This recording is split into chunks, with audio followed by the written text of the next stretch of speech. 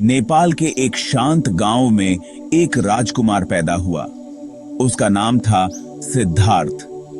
उसके पिता राजा शुद्धोधन चाहते थे कि सिद्धार्थ एक महान राजा बने। सिद्धार्थ राजमहल के सुख सुविधाओं में पले बढ़े। उन्हें दुनिया के दुखों से दूर रखा गया। सिद्धार्थ बड़े हुए और एक सुंदर युवक बने। उन्होंने शादी की और उनका एक बेटा हुआ। जिंदगी खुशहाल थी, फिर भी सिद्धार्थ के मन में एक अजीब बेचैनी थी।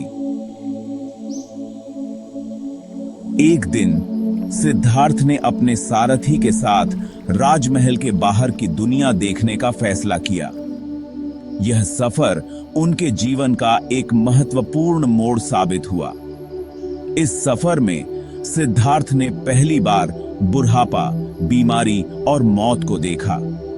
यह नजारा उनके मन पर गहराई से अंकित हो गया। उन्होंने महसूस किया कि जिंदगी पल भर की है और दुखों से भरी हुई है। दुनिया के दुखों को देखकर सिद्धार्थ का मन विचलित हो गया। उन्होंने फैसला किया कि वह जिंदगी के रहस्यों को समझने के लिए निकलेंगे। एक रात उन्होंने चुपके से अपना घर, परिवार और राजपाट सब कुछ छोड़ दिया। वह एक साधु बन गए और ज्ञान की तलाश में निकल पड़े। उन्होंने कई गुरुओं से शिक्षा ली और कठोर तपस्या की। सालों तक वह जंगलों में भटकते रहे, ध्यान करते रहे, लेकिन उन्हें सच्चा ज्ञान नहीं मिला। आखिरकार सिद्धार्थ ने महसूस किया कि केवल शारीरिक कष्ट से मुक्ति नहीं मिल सकती। उन्होंने तपस्या का रास्ता छोड़ दिया और एक बीच का रास्ता अपनाने का फैसला किया। सिद्धार्थ अब बोध गया पहुंच चुके थे। उन्होंने एक पीपल के पेड़ के नीचे ध्यान करने का निश्चय किया। उन्होंने प्रण लिया कि जब तक उन्हें सच्चा ज्ञान प्राप्त नहीं हो जाता, वह इस पेड़ के नीचे से नहीं हिलेंगे। दिन और रात बीतते गए। सिद्धार्थ गहरे ध्यान में लीन रहे।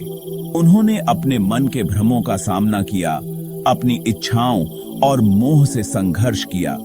आखिरकार एक पूर्णिमा की रात सिद्धार्थ को ज्ञान की प्राप्ति हुई।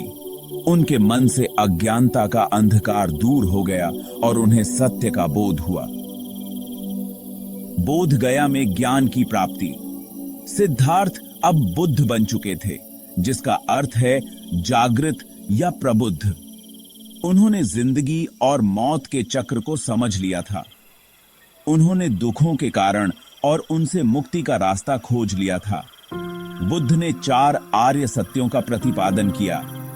जिंदगी दुख है, दुख का कारण तृष्णा है, तृष्णा का नाश ही दुख का नाश है, और तृष्णा के नाश का रास्ता अष्टांगिक मार्ग है। अष्टांगिक मार्ग में सम्यक दृष्टि, सम्यक संकल्प, सम्यक वाणी, सम्यक कर्म, सम्यक आजीविका, सम्यक व्यायाम, सम्यक स्मृति और सम्यक समाधि शामिल हैं। धम्म का प्रचार। ज्ञान प्राप्ति के बाद बुद्ध ने अपना बाकी जीवन दूसरों को दुखों से मुक्ति का रास्ता दिखाने में बिताया। उन्होंने अपना पहला उपदेश सारनाथ में दिया, जहां उन्होंने अपने 5 पूर्व साथियों को धम्म का उपदेश दिया। बुद्ध ने जाति, धर्म, लिंग या सामाजिक स्तर का कोई भेदभाव नहीं किया। उन्होंने सभी को समान रूप से शिक्षा दी। उनके उपदेश करुणा, प्रेम और अहिंसा पर आधारित थे।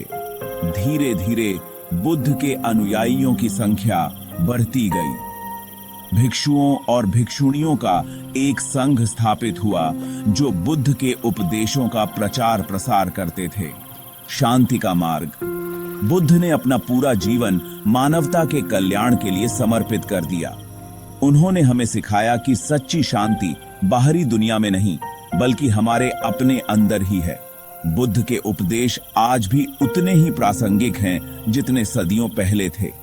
उनकी शिक्षाएं हमें दुखों से मुक्ति दिलाने और एक शांतिपूर्ण और सार्थक जीवन जीने का रास्ता दिखाती हैं।